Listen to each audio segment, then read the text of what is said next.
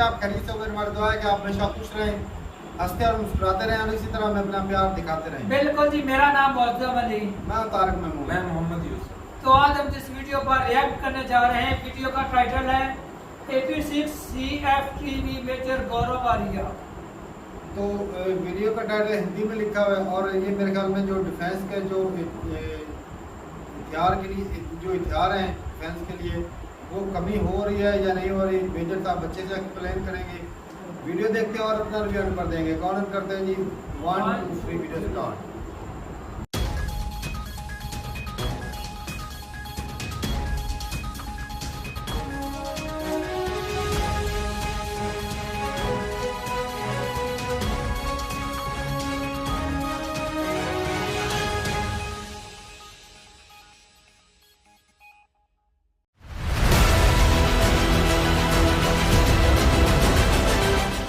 आपको ये नहीं कहना चाह रहा कि सब कुछ ठीक है और जब से मोदी जी आए हैं तो बिल्कुल सड़क पर भंगड़े डल रहे हैं, मैं आपको नहीं कहूँगा, लेकिन जो सच है तो ये जो शॉर्टेज आज हुई है ये आज की शॉर्टेज नहीं है कि मोदी जी ने रोक दी और शॉर्टेज हो गई।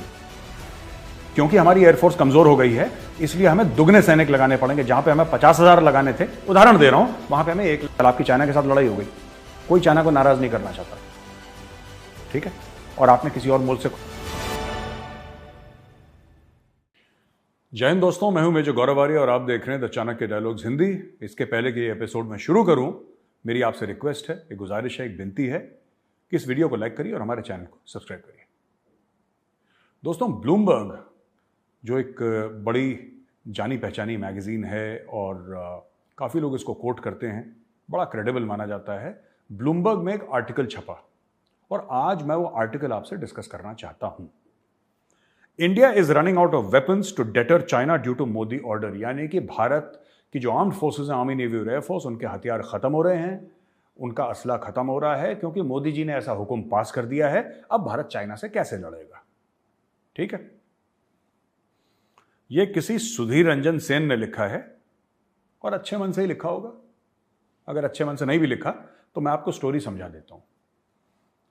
देखिए साहब, इसमें यह कहना है, मैं आपको पढ़ के बताता हूं और यह हाईलाइट भी होगा हमारे स्क्रीन पे, तो आप देखिएगा।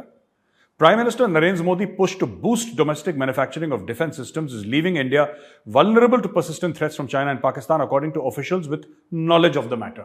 अब देखिए, प्रधानमंत्री मोदी का जो हुक्म है कि घर में ही, अपने घर में ही, भारत में ही हथियार बने, हथियार मैन्युफैक्चर हों, इसकी वजह से भारत कमजोर हो रहा है चाइना और पाकिस्तान के सामने। ये इस आर्टिकल का निचोड़ है और ये कहता है कि according to officials with knowledge of the matter, किसी अफसर ने बताया है जिसको इसके बारे में जानकारी है। वो कौन अफसर ने बताया है इस आदमी को, ये नहीं बताना चाहेंगे और अगर आप इनसे पूछेंगे तो ये बोल देंगे साहब ये तो मीडिया फ्रीडम है ना, हम नहीं बताएंगे अपना सोर्स। पर इन्होंने आर्टिकल छाप दिया। मुझे नहीं पता कि इनका कोई सोर्स है भी नहीं है कि इसने घर में ही बैठ के चाय पीते हुए लिख दिया आर्टिकल पूरा का पूरा। ऐसा है कि कुछ बातें जब झूठ बोला जाता है ना बहुत बड़ा दोस्तों, तो कुछ उसमें सच्चाई होती है, फिर उसमें थोड़ा सा झूठ का जामा पहनाया जाता है, तो लोग कहते हैं यार ये बात सच है तो बाकी चीजें भी सच होंगी। तो इन्होंने बोला कि साहब क्योंकि मोदी जी ने बोल दिया है कि हिंदुस्तान के अंदर ही सब कुछ बनेगा, इसलिए हमारा पूरा सिस्टम फेल हो रहा है। अब चीन से कैसे लड़ेंगे और पाकिस्तान से कैसे लड़ेंगे, फलाना ढिमका। फिर कहते हैं कि India's air force, army and navy can no longer import some critical weapon systems to replace ageing ones. That risks leaving India critically short of helicopters by 2026 and with a shortfall of hundreds of fighter jets by 2030। यानी कि army, navy और air force कुछ बिल्कुल critical, जिसको कहते हैं बड़े जरूरी जो हैं, बहुत खास जरूरी, इमरजेंसी वाले क्रिटिकल जो हैं, वो हथियार मोदी जी की वजह से नहीं आ पा रहे हैं, हम लोग इंपोर्ट नहीं कर पा रहे हैं। और 2026 तक इंडिया में क्रिटिकल शॉर्टेज, यानी कि बहुत जबरदस्त एक शॉर्टेज, कमी हेलीकॉप्टर्स की हो जाएगी और बहुत खतरनाक एक शॉर्टेज हो जाएगी 2030 तक फाइटर जेट्स की। पहले हम इसके ऊपर बात करते हैं एयरफोर्स की। देखिए साहब, ऐसा है,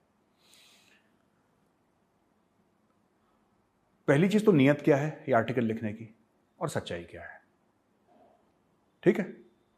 इन दोनों में बहुत जमीन आसमान का फर्क है दोस्तों। ऐसा होता है, देखिए, मैं आपको ये नहीं कहना चाह रहा कि सब कुछ ठीक है और जब से मोदी जी आए हैं तो बिल्कुल सड़क पर भंगड़े डल रहे हैं, मैं ये आपको नहीं कहूँगा, लेकिन जो सच है, और अगर मेरी कोई भी बात आपको लगे कि मैं गलत बोल रहा हूँ तो आप जाके चेक करिएगा। बेशक आप इंटरनेट पे चेक करिए और कमेंट्स में डालिए कि मेजर साहब ये आपने बात गलत बोली है, ये आपने बात झूठ बोली है। और मैं चाहता हूं, क्योंकि अब मैं ब्लूमबर्ग के इस आर्टिकल को चीर फाड़ने वाला हूं। सबसे पहली बात, जब से नरेंद्र मोदी आए हैं, इंडियन आर्म्ड फोर्सेस के पास इतने ज्यादा हथियार आए हैं कि पिछले 40 साल में इतने नहीं आए थे। और जो मेरे सीनियर हैं वो बताते हैं कि उनको याद नहीं कि कब इतने हथियार आए थे। मैं आपको बताता हूं। जब तक एयरफोर्स की हम बात करें, जहां तक तेजस का प्रोजेक्ट बहुत पहले से चल रहा है, मोदी जी के आने के बाद शुरू नहीं हुआ, ये कई दशकों से चल रहा है तेजस का प्रोजेक्ट, ठीक है ना। हम भी सुनते थे कि तेजस तेजस चल रहा है, लेकिन उसको एक्सेप्टेंस मिला है और तेजस की आई थिंक 2 या 3 स्क्वाड्रंस का अप्रूवल दे दिया है। पर एचएएल के साथ एक प्रॉब्लम है कि एचएएल साल में सिर्फ 7 या 8 एयरक्राफ्ट बना सकता है, हिंदुस्तान एरोनॉटिक्स लिमिटेड। अब कह रहे हैं कि अगले 2 साल में वो अपनी कैपेसिटी डबल कर देगा, यानी हर साल एक स्क्वाड्रन वो निकाल पाएगा तेजस। फिर बता रहा हूं, प्रोग्राम बहुत पहले का है। इसकी रिसर्च एंड डेवलपमेंट की शुरुआत मोदी जी के आने के बाद यानी 2014 के बाद नहीं हुई थी, ये पहले की है। लेकिन इसको जो एक्सेप्टेंस अभी मिला है वो पहले नहीं मिला था। इसमें ये गलती है, इसमें ये कमी है, ये मत लाओ, ये लाओ, बाहर से इंपोर्ट कर लो, ये सब बंद हुआ है, ठीक है ना। और तेजस को एक मान्यता मिली है, पहली चीज। दूसरी चीज, आपका C-130J और नए नए एयरक्राफ्ट आए हैं, नए नए एयरक्राफ्ट एवैक्स नए एयरक्राफ्ट आए हैं। चिनूक हेलीकॉप्टर्स आपने सुना होगा, वो लिए गए हैं। Chinook helicopters, heavy lift capability, twin rotor. Rafale के बारे में कौन नहीं जानता, है ना। और बाकी एयरक्राफ्ट में जो रिसर्च एंड डेवलपमेंट है, ट्विन इंजन फाइटर जेट के बारे में, और भी जो एयरक्राफ्ट हैं उसके बारे में जो बातचीत चल रही है, वो सब आपके सामने है। ये सिर्फ एयरफोर्स का है। नेवी का आईएनएस विक्रांत लॉन्च हो गया, आईएनएस वेला जो कि डिस्ट्रॉयर था, आईएनएस अरिहंत का, विक्रांत का, ये भी प्रोग्राम बहुत पहले से लॉन्च हो गया। मैं 2014 की बात नहीं कर रहा, ये भी पहले से चल रहा है। लेकिन हमें एक बात समझनी पड़ेगी कि बहुत तेजी से इंडक्ट हो रही हैं चीजें। तीसरे एयरक्राफ्ट कैरियर की बात कर रहे हैं, 65,000 टन की। मुझे नहीं पता बात कितनी सच है, मुझे यह कंफर्म नहीं है कि इसमें कितनी सच्चाई है, लेकिन इसकी बात चल रही है, इतना मुझे पता है। इंडियन आर्मी में धनुष की बात कर लीजिए आप, आर्मी में आप M777 हाउट्जर की बात कर लीजिए, AK-203 की बात कर लीजिए जो अमेठी में बनने वाले हैं, राइफल्स के बारे में, बुलेट प्रूफ जैकेट्स के बारे में बात कर लीजिए, हेलमेट्स के बारे में। दसियों ऐसी चीज हैं जो आर्मी, नेवी और एयरफोर्स में आ रही हैं। तो ये आर्टिकल का ये कहना कि साहब हाहाकार है, बड़ी मजबूरी है, ऐसा नहीं। हां, इमरजेंसी है, पर ये इमरजेंसी क्यों बनी? इमरजेंसी क्यों बनी, मैं ये जानना चाहता हूं। ये जो कह रहे हैं ना कि 2026 तक हेलीकॉप्टर की इमरजेंसी बन जाएगी और 2030 तक एयरक्राफ्ट की इमरजेंसी बन जाएगी, बिल्कुल ठीक कह रहा है आर्टिकल। ये आर्टिकल गलत नहीं है, लेकिन इसका कारण मोदी जी नहीं है। इसका कारण मोदी जी नहीं है, मैं आपको यह बताना चाह रहा हूं। ये जो हेडलाइन इसने यहां पे ठोक रखी है बंदे ने कि भाई साहब इसके मोदी के आने के बाद इसमें बड़ी प्रॉब्लम हो गई और India is running out of weapons due to deter China due to Modi order, ये बात नहीं है। आपको पता है बोफोर्स का जो सिस्टम है वो 40 साल से पुराना है, अभी आया है M777 3-4 साल पहले। मोदी जी को तो आए हुए 6 साल हुए, उसके पहले क्यों नहीं आया? नहीं, कोई तो इस बात का जवाब देगा, उसके पहले क्यों नहीं आया? भाई ये कोई बिस्किट का पैकेट थोड़ा ना कि आप गए बाजार में और आपने बोला भाई साहब 2 पैकेट देना बिस्किट के, उसने दे दिया। एक एयरक्राफ्ट कैरियर को बनने में 10 साल से ऊपर लग जाते हैं, 15 साल लग जाते हैं। आप जब ऑर्डर देते हैं एयरक्राफ्ट का किसी बाहरी मुल्क को, तो कितने कितने साल के बाद वो ऑर्डर आते हैं। तो इतना आसान नहीं है जितना लोग कह देते हैं। तीसरी चीज ये बोला साहब कि हमारे जो हेलीकॉप्टर शॉर्टेज है, बिल्कुल हेलीकॉप्टर शॉर्टेज है। जो आपका चीता है, हेलीकॉप्टर जो इंडियन आर्मी यूज करती है चीता, उसकी टेक्नोलॉजी 50 साल पुरानी है। जो चेतक है उसकी 40-50 साल पुरानी टेक्नोलॉजी है। हाफ अ सेंचुरी यानी 50 साल पहले। 50 साल पहले आपने मोदी जी का नाम सुना था? आप अगर कोई हो 50 साल का उसके पहले। तो ये जो शॉर्टेज आज हुई है, ये आज की शॉर्टेज नहीं है कि मोदी जी ने रोक दी और शॉर्टेज हो गई। और भाई चिनूक एयरक्राफ्ट, चिनूक हेलीकॉप्टर्स माफ कीजिएगा, जो बाहर से आए हैं वो तो आए हैं ना बाहर से, राफेल तो आया है ना बाहर से, और जो 126 फाइटर्स के ऑर्डर की बात चल रही है वो तो बाहर से ही आएगा, चाहे वो भारत में बने, टेक्नोलॉजी तो बाहर की है। AK-203 रशिया से आ रहा है, M777 अमेरिका से आ रहा है। इतनी जो चीजें चल रही हैं वो तो बाहर से ही आ रही हैं ना। तो ये कहना कि जी मोदी जी ने सब रोक दिया, मोदी जी ने रोका नहीं, मोदी जी ने उसमें चाबी डाल दी है। 10 गुना ज्यादा स्पीड से चीजें हो रही हैं। अब मैं आपको बताता हूं पहले कि ये आर्टिकल लिखने का मकसद क्या था।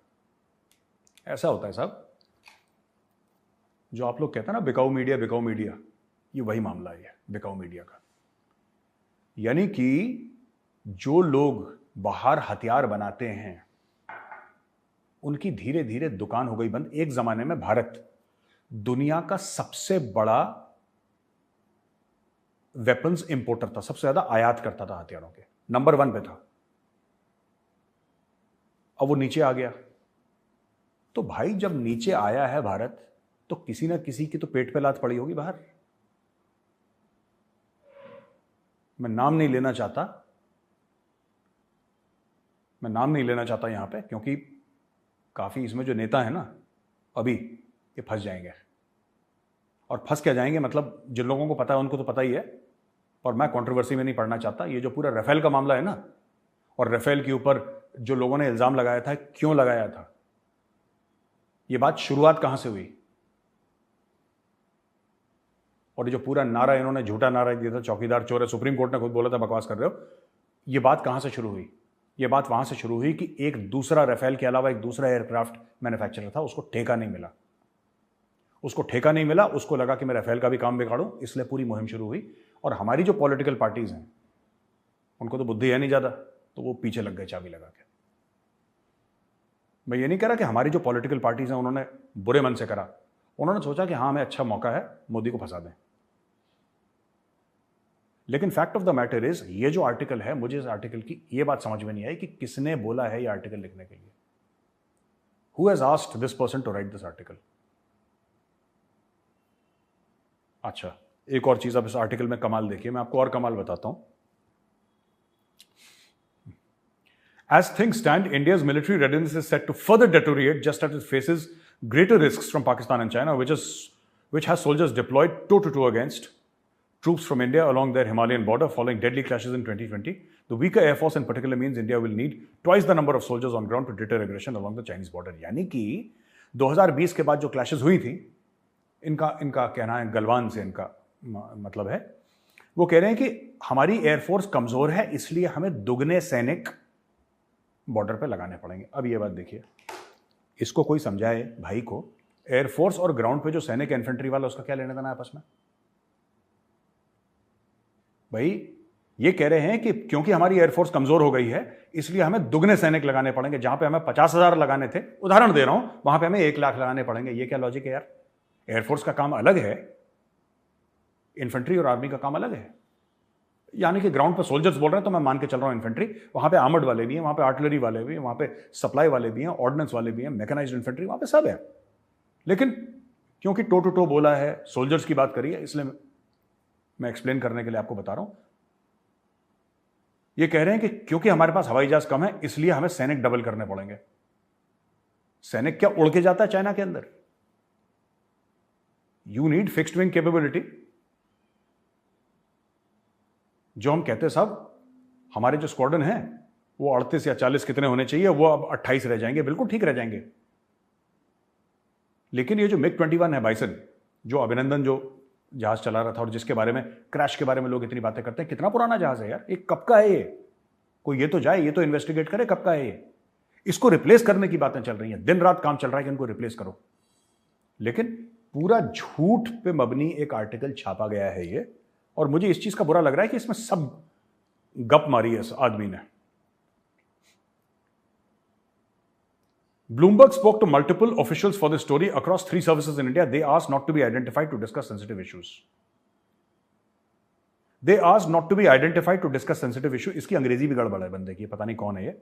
Nobody has edited this article properly. This is grammatically incorrect, factually also incorrect, by the way. When India's military has increased local purchases of some defense items, the country doesn't yet produce complex platforms like diesel, electric submarines and twin engine fighters. अभी कहता है कि साहब आपने बाहर से बंद कर दिया क्या? ट्विन इंजन फाइटर्स यानी कि 2 इंजन वाले फाइटर आपने बाहर से बंद कर दिए और हमें कमी पड़ गई। यार हमने रशिया से बात करी है, ये MiG-29 के जो हम विक्रांत के बारे में बात कर रहे हैं, राइट? हमने रफेल लिए हैं, 36 के 36 रफेल आ गए हैं, तो आ तो रहे हैं एयरक्राफ्ट। फिर ये लिखना कि ट्विन इंजन कैपेसिटी डेवलप होगी। जब तक डेवलप होगी कुछ साल लगेंगे, तब तक हम दूसरे फाइटर्स ले रहे हैं बाहर से। सुखोई की बात हुई है, आपको पता है, इसके बारे में हमने एक बार बहुत पहले डिस्कस करा था, सुखोई एयरक्राफ्ट के बारे में। फिर क्या प्रॉब्लम है यार? अब ये कह रहे हैं डीजल सबमरीन्स बना रहा है India, diesel submarine. INS Arihant nuclear power submarine है, सब पे काम चल रहा है। करीब 34 शिप्स बन रहे हैं इंडिया के शिपयार्ड में जब हम बात कर रहे हैं ऐसे। बात यह होती है ना कि जब किसी का बाहर धंधा बंद हो जाता है तब वो ऐसे आर्टिकल लिखवाता है। जब किसी का बिजनेस खत्म हो जाता है, जब किसी को लगता है कि इंपोर्ट में अब मुझे पैसे नहीं मिलेंगे, अब मुझे किकबैक नहीं मिलेगा, तो गंद डालने की कोशिश कर रहा है। अच्छा एक और चीज मैं आपको बताता हूं, चलिए गंद नहीं भी डाल रहा, अगर हम ये कहते हैं चलो जी वीडियो स्टॉप कर दी, वीडियो काफ़ी लंबी थी। और बाकी कल ही हमने वीडियो की थी प्रशांत धवन की, तो आर्टिकल के बारे में वो भी बोल रहे थे और कल भी डिस्कस किए थे कि बहुत सारी चीज़ें ऐसी हैं जो मतलब पुराने एयरक्राफ्ट कैरियर मतलब एयरक्राफ्ट हैं, फाइटर जेट हैं, हेलीकॉप्टर हैं, सबमरीन हैं, जो आस्ता आस्ता ना क्योंकि बहुत पुराने मॉडल हैं, आस्ता आस्ता एक्सपायर होते जा रहे हैं, इसकी वजह से हो रही है कमी। बाकी नो डाउट के नरेंद्र मोदी जी के आने से खरीदारी में भी काफ़ी तेज़ी हुई है। ऐसी चीज़ें जो पिछली हुकूमतें नहीं खरीद पाई उन्होंने खरीदी हैं। S-400 जो दुनिया का सबसे बेहतरीन डिफेंस सिस्टम है, तो वो इंडिया ने खरीदा है, मोदी जी के दौर में खरीदा है। बाकी सबमरीन जो हैं वो भी खरीदी हैं बहुत सारी। लेकिन ये जो कंपनियां बना रही हैं उसको भी चाबी लगाए ना, वो भी स्पीड से काम कर रही है, स्पीड से चीजें। लेकिन ये डिफेंस के जो ये हथियार हो गए, फाइटर जेट हो गए, हेलीकॉप्टर हो गए, ये छोटा मोटा टारगेट होता नहीं है कि चलो 6 महीने में, 2 महीने में, 4 महीने में बन जाएगा। तो ये इनके लिए रिसर्च करने के लिए या पूरी तरह ट्रेनिंग करने के लिए, तैयार होने में, कॉन्ट्रैक्ट होने में, सारी पूंछ छान सारा कुछ रिसर्च होने में सालों लग जाते हैं। ये है कि थोड़ा सा एक बंदा 5 साल में आता है तो 5 साल में तो उसको शुरुआत में अपने हुकूमत ही सेट करने में लग जाती है। पार्टियों के मसले होते हैं, एक चीज तो देखने वाली नहीं होती। तो आत्मनिर्भर होना कोई बुरी बात नहीं, ये तो मैं कहता हूँ मोदी जी ना इससे हिंदुस्तान की वैल्यू यहाँ पर पहुँच जाएगी। बिल्कुल टाइम लगेगा जरूर, लेकिन एक दिन बढ़ जाएगी। लेकिन मुताजी खत्म होगी। मुश्किलात है शुरू में, इसीलिए तो इंडिया किसी के साथ जंग या पंगा कर नहीं रहा जी। आंखें बंद करके अगर कोई मसला मसाइल होता है छुप छुपा के मतलब इग्नोर कर रहा है, क्योंकि अपनी तरक्की को रोकना नहीं चाहता। तो वो स्पीड में लगा, slow and steady win the race. बिल्कुल आस्ता आस्ता शुरुआत हो चुकी है, एक दिन आएगा जब आत्मनिर्भर मुकम्मल तौर पे हो जाए, टाइम जरूर लगेगा। और बाकी जो हथियार हैं वो बन रहे हैं, जिनके पेट में दर्द हो रहा है, जिनकी दुकान बाकी भाई है, जो बड़े कंट्री हैं जो हथियार बनाते हैं, अमेरिका हो गया, चाइना हो गया, रशिया हो गया, ये यूरोपियन कंट्री, तो इनका क्या मसला है, ये बेचते हैं हथियार। इंडिया आए दिन कोई ना कोई अमेरिका वाले ऐसा आर्टिकल लिख देते हैं, लो जी इंडिया और पाकिस्तान की वार हो जाएगी, चाइना की इंडिया की वार हो जाएगी, बॉर्डर पे ये चाइना कर रहा है, वो कर रहा है। मतलब अब जो F-16 दिए उन्होंने, हाँ वो उसकी मेंटेनेंस के लिए और उसको बरकरार रखने के लिए वो चाइना ने पैसे और दिए, वो पहले से दिया, 450 मिलियन दिया अमेरिका ने। वो तो उसका भी तो चूरा नहीं है ना ये। इंडिया को थोड़ा सा ना हिसाब है, डर बना रहे, कैप्चर करने के लिए दे रहे हैं। पाकिस्तान का दोबारा यार ये बड़े कंट्री क्या करते हैं तुम समझते नहीं भाई, ये किसी को ऊपर उठता नहीं देख सकते, ये कहते हैं कि ये अपने पंगों में लगे रहें। अब इंडिया को इसलिए बोल रहे हैं कि ये जी ये तो और आर्टिकल भी इसी वजह से वो छपवाया अमेरिका जा रहा रोज नहीं है। रोता, रो रहे होते हैं आप हमसे हथियार खरीदो, आप रशिया से ना खरीदो। हाँ। इंडिया वाले बोलते हैं कि भाई हम नहीं खरीद सकते, अफोर्ड नहीं कर सकते, तुम्हारे हथियार महंगे हैं, फाइटर जेट महंगे हैं, एयरक्राफ्ट कैरियर वो मतलब जो भी हैं, शिप वॉरशिप या जो कुछ भी है, तुम्हारे हथियार महंगे हैं, सही। हमारे पहुंच में नहीं है। रशिया के हथियार सस्ते हैं इसलिए हम उधर से खरीद रहे हैं। तो ये भाई हथियार बेचने वाले लोग हैं, तो ये ऐसे आर्टिकल छापते रहते हैं। बहुत अर्सा पहले हमने एक आर्टिकल देखा था, उसमें था कि 2025 से पहले इंडिया और पाकिस्तान की बहुत बड़ी जंग होगी। अब ये बात डालें किसी में, पाकिस्तान भूख से मर रहा है, ये जंग लड़ने की हालत में है, बताओ। नहीं मतलब उन्होंने तो एक छोड़ दी थी ना, और उससे क्या होता है, इंडिया अपनी डिफेंस सिस्टम तगड़ा करेगा, हाँ। पाकिस्तान इधर बोलेगा अपनी करेगा। हमारा डिफेंस सिस्टम बजट बढ़ाओ, जी। हमें इंडिया से खतरा है। इंडिया तो 75 साल हो गए, इंडिया ने तो आज तक हमला ही नहीं किया, इंडिया से खतरा क्यों होगा भाई? हाँ। पंगा तो ये लेते हैं। सही बात है। बाकी भाई साहब नो डाउट के कमी नहीं है, लेकिन रिटायर जो हो जाते हैं ना, फाइटर जेट हो जाते हैं, हेलीकॉप्टर हो जाते हैं, अच्छा पक्की बात है कि इंडिया ने पंगा नहीं लिया? नहीं लिया। पक्की। उनको जरूरत क्या है? तो इनको क्या जरूरत है? मैं बताता हूँ, मैं अभी अच्छा खाना खा रहा हूँ भाई। अच्छा उनकी आर्मी पहले दिन से ही आर्मी उनकी ऐसी ही है, ऐसे ही शुरू हमारी से आर्मी की तरह नहीं है। नहीं है। सही। ये आजाद हुए नहीं थे और हमला कर दिया था कश्मीर पे। तो वो कश्मीर की वजह से 2-3 जंगे उसकी वजह से हुई है, और उसमें भी मुंह की खानी पड़ी पाकिस्तान को। 1948 में। तो भाई साहब बाकी ये है कि अच्छा है। अब जो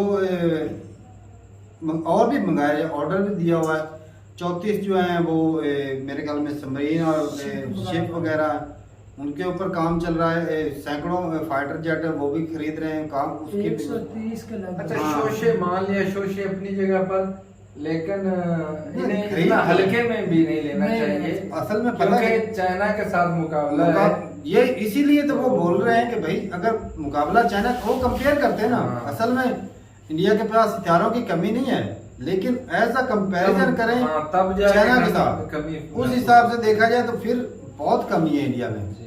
लेकिन वो कहते हैं ना कि अपनी तरफ से जो है ना वो कमी नहीं रहनी चाहिए। दो पहलवान है ना भाई, अपनी तरफ से वो पूरे डंड पेलता है, एक्सरसाइज करते हैं, तो जो खुद से कॉन्फिडेंस होता है ना, अपनी तैयारी जो है ना वो मुकम्मल होनी चाहिए।